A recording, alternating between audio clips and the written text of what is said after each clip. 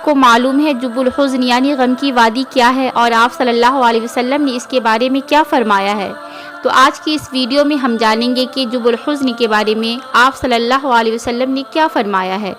حضرت ابو ہریرہ رضی اللہ عنہ سے روایت ہے کہ نبی کریم صلی اللہ علیہ وسلم نے فرمایا، تم لوگ جب الحزن یعنی غم کی وادی سے پناہ مانگا کرو۔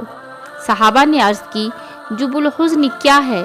آپ صلی اللہ علیہ وسلم نے ارشاد فرمایا، جہنم میں ایک ایسی خوفناک وادی ہے کہ جس سے خود جہنم ہر روز 400 مرتبہ پناہ مانگتی ہے۔ صحابہ نے عرض کی، یا رسول اللہ صلی اللہ علیہ وسلم، اس میں کون لوگ جائیں گے؟